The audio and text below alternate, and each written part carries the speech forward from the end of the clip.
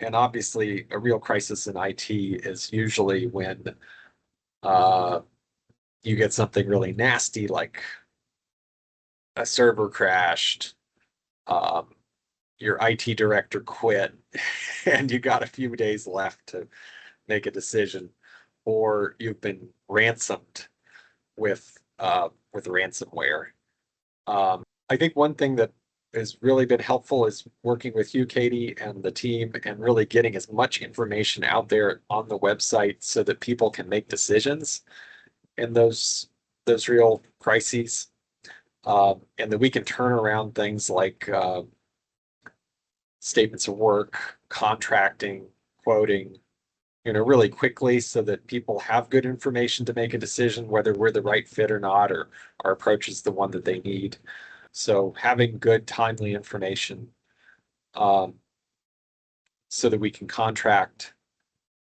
We still might have to do technical discovery or other things. We're not always going to know, how to resolve a ransomware incident or everything that's in your IT director's head before they walk out the door until we start doing that work. But at least we can price it. We can provide some sort of a framework or an initial scope boundary so that there's some protections and you know what you're getting into, and you won't have wild cost overruns or um, fuzzy scopes. I think that that's really important.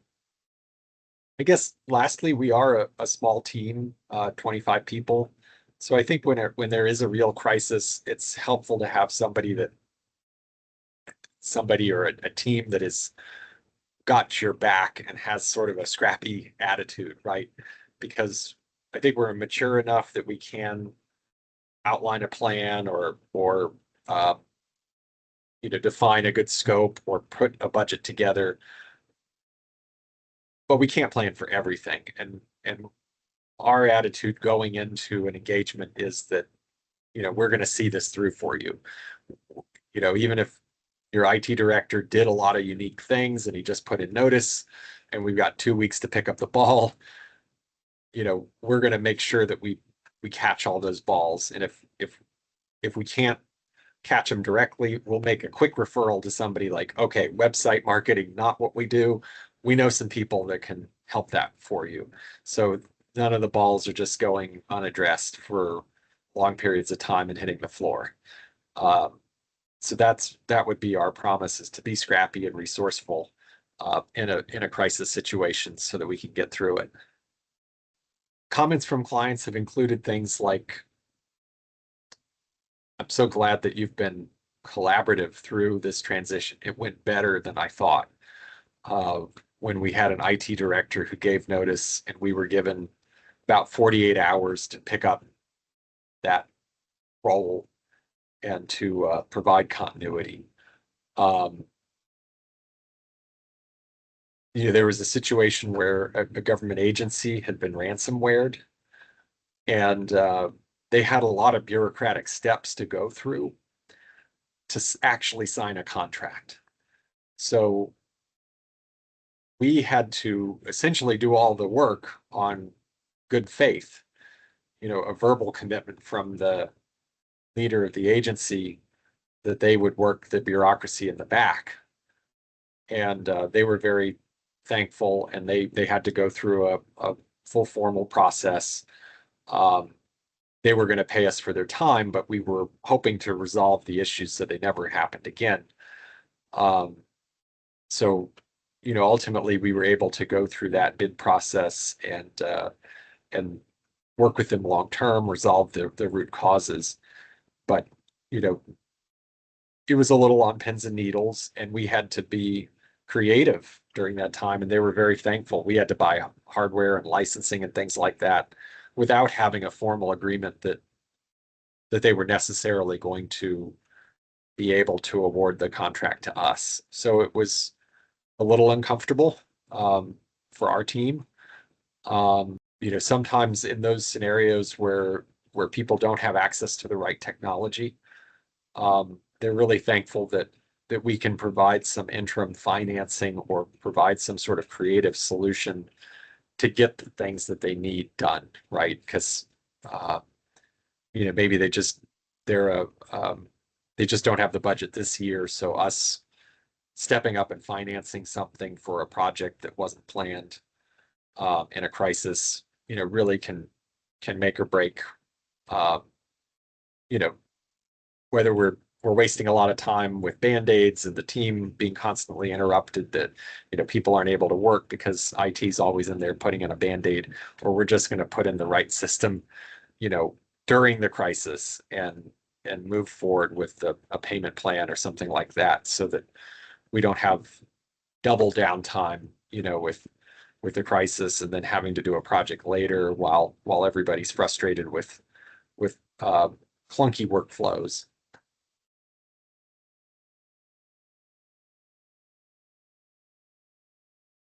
Well, we make mistakes all the time. You know, IT is complicated. Um, Being an external service provider is complicated. Um, Billing for IT is complicated. So we're going to make all sorts of mistakes across the board in all of these categories. Um, I think the main thing that we're going to be working to do is provide regular communications so that we can correct, um, provide an open mind, um, listen, uh, you know, get back on the horse and try again. Um, some examples of, I mean, I'll go all the way to maybe we aren't a good fit with a customer, right? I think even to that extreme, um, we want customers to understand that these are their systems, that we're not going to be holding them hostage, uh, that if we're not the right fit for a part of it, we can help them find the right solution, um, and be collaborative in the process of you know taking a portion of the business or all of the business someplace else. So when we take on a co-managed relationship, I think we want to have an ongoing dialogue about the value that we're bringing to the table. Do we need to refocus someplace else? Um, do we need to, stop doing some of the day-to-day stuff and work more on special projects or making system improvements? Um, and that really helps build those relationships and evolve them so that, we're not all pigeonholed or siloed in whatever we did, you know, whatever we contracted for when everything was sort of new and fresh, um, because that's no longer what's needed. But we can constantly be asking about, are they seeing value, both in the fees, but also in just the day-to-day activities.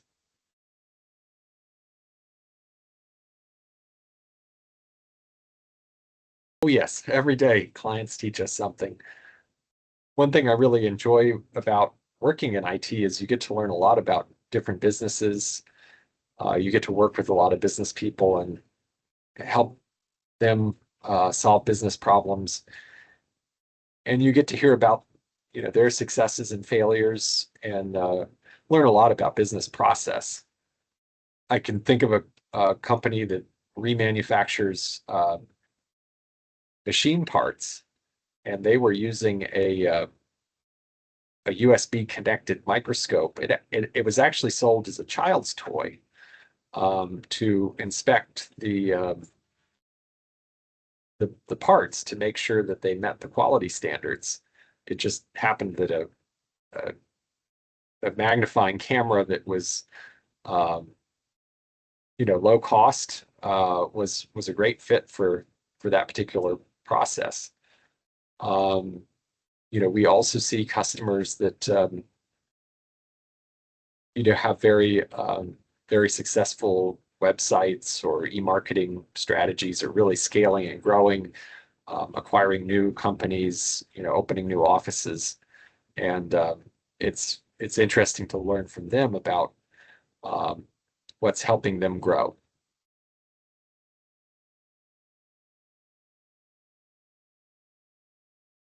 I think the most important thing about CMMC is to really understand that it's a quality control program. The the areas where I see people get overwhelmed is implementing some of the government specific technical controls that are asked for that involve the customer having to buy new technology or switch to a government cloud provider. I really feel like those are sideshows, and what the government really wants is they want a quality program that ensures that as new employees are brought onto the organization, as employees leave, that those things are being done in a consistent fashion as alerts come in from systems saying, hey, there's a security problem, there's a software vulnerability, these types of things, that those things are done in a consistent fashion. And if that's understood, then people realize that CMMC isn't a one-time project. It isn't a thing you could easily outsource or just sort of put in a box for a few people, because oftentimes you really need the whole organization to participate in quality. You know, HR is going to be part of properly onboarding users. So yeah, it's really a quality program. And I think so often CMMC is tasked to the IT people because it looks technical, and it is technical in some parts. But oftentimes the IT people are an IT department of one, and they actually have maybe the least experience with running a quality program, because a lot of organizations we support are so small that really the IT person, they're running their own quality program. It's in their head. And it's about, the last request that the user made. They remember that. They don't have a way to easily write these things down and document them. And that's where we can really help with a co-managed relationship, or with a mature IT process if you don't have an IT team. Getting that structure in place.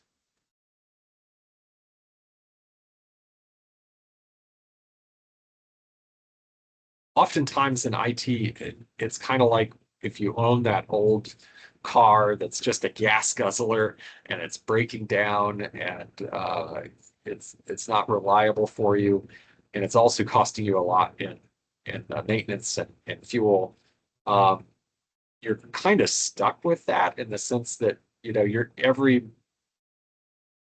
month your bank account is getting drained, and you're not able to really save up the money to make the improvements in the system.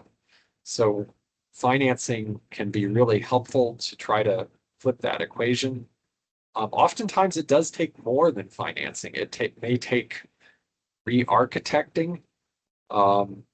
It may take, and I guess part of re-architecting is understanding what services can be delivered through cloud-based technologies or on-prem technologies, or looking at services that we're buying from the cloud, and assessing whether there's a better way of buying those services, whether it's like a phone service, an internet service, like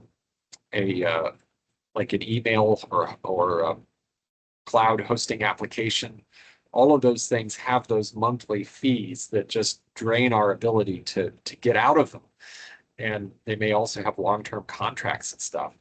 So I think, part of our role is to really get into a complicated situation like that, and then bring all of the tools that we can to the table with, better managing systems, putting together technology plans so we can sequence things out, and doing things like financing to cover the projects.